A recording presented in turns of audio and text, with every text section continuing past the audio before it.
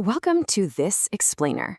Okay, today we are looking at something so cool, a fascinating piece of biology that is happening completely under our radar, literally every single day.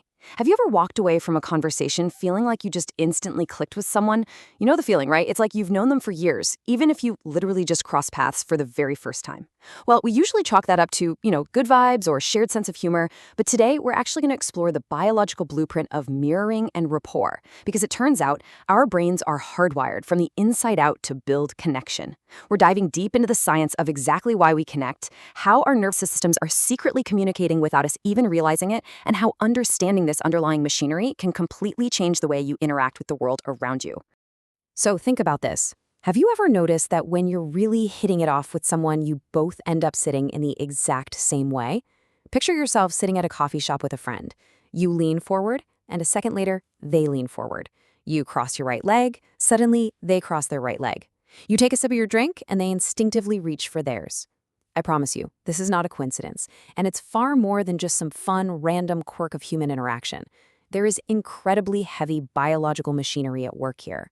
Our brains are literally hardwired to copy the people we feel a connection with. If you look at it from an evolutionary standpoint, early humans relied entirely on tight-knit pack dynamics just to survive. Being physically out of sync with your tribe, that meant you were an outsider. And being an outsider meant less access to resources and, well, less protection. So this automatic, subconscious response developed as a critical survival tool designed to strengthen social bonds and ensure we stayed aligned with our group. Okay, let's dive into this with Section 1, the biology of isopraxis, or the cellular science of connection.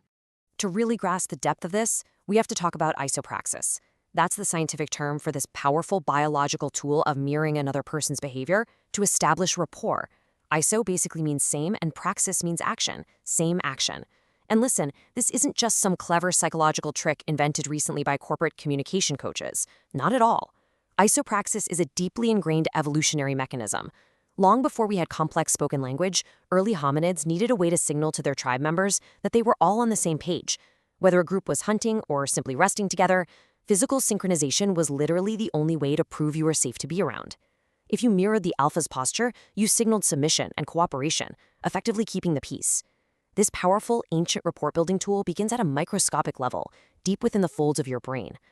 And that brings us to, honestly, one of the most incredible discoveries in modern neuroscience: mirror neurons. These are specialized brain cells that activate both when you perform an action and, here's the crazy part, when you observe someone else performing it. The discovery of this actually happened somewhat by accident in a lab in Parma, Italy back in the 1990s. Researchers were studying the motor cortex of macaque monkeys. They had these electrodes hooked up to a monkey's brain to record activity when it grabbed a peanut. But one day, a researcher walked into the room and just reached for a peanut himself.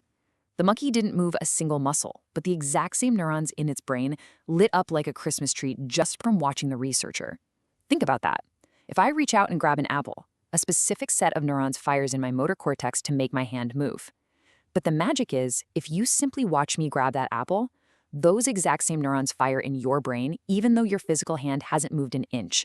Your brain is mentally rehearsing the action it's witnessing. This right here is the absolute biological foundation of empathy.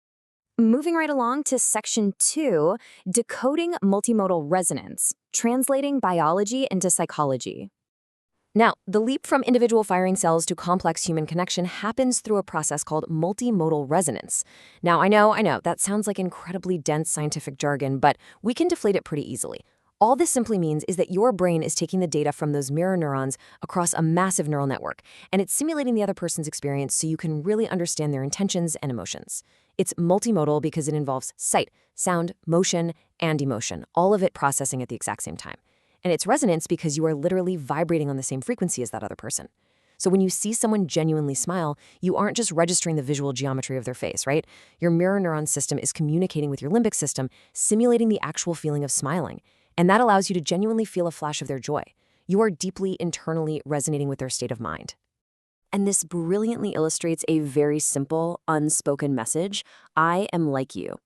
When we subconsciously mirror someone's body language, we are sending this powerful signal directly to their ancient mammalian brain. And while it's just a short little phrase, it carries immense weight in human interaction. Because we are biologically driven to fear the unknown. The amygdala, which is our brain's threat detection center, is constantly scanning for outgroup members who might pose a risk. but we quickly embrace the familiar. So when you move like someone, when you literally breathe at their tempo, you instantly become familiar to them. You bypass those natural threat detection defenses and immediately signal that you belong in their in-group. You are basically telling their nervous system, hey, you don't need to be on high alert. So, in our daily lives, this plays out through a whole variety of nonverbal mirroring cues. Crossing your legs right after someone else does? That's a classic, visible example. But the deepest mirroring is often way less obvious. For instance, it's about matching their pace of speech. If someone speaks softly, deliberately, and slowly, and you come barging in loud and fast, there is an immediate biological clash. Their nervous system is going to recoil slightly. But if you subtly lower your volume and slow your tempo to match theirs, you create harmony. And going even deeper, research actually shows that people in deep rapport will synchronize their breathing rates. They'll subtly match the microexpressions on each other's faces and, get this, even align their blink rates. This deeply embedded behavioral syncing signals total safety and cooperation.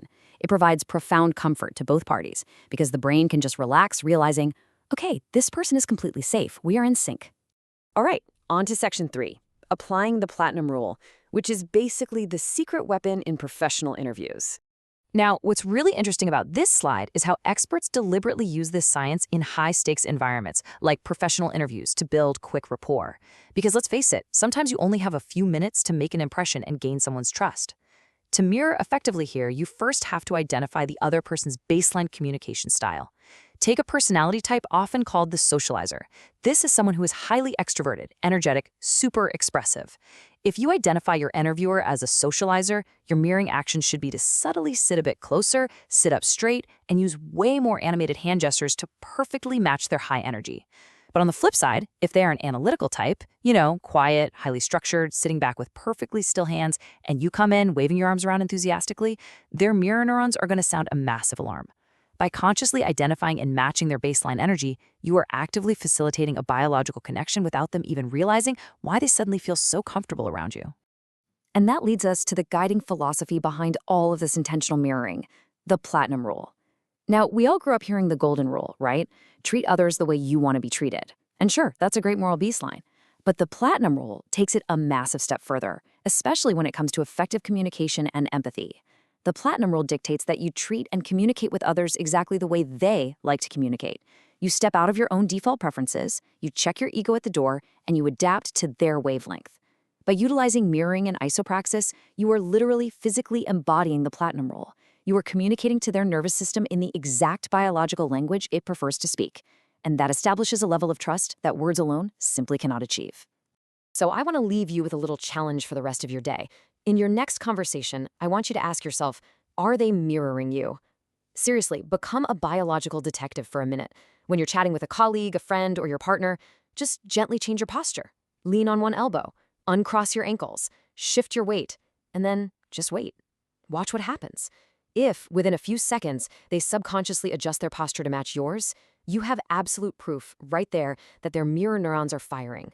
You have successfully built genuine biological rapport. Keep your eyes open for this invisible dance, because once you see it, it will change the way you see human connection forever. Thanks so much for joining me for this explainer. Go out there, connect, and I'll catch you on the next one.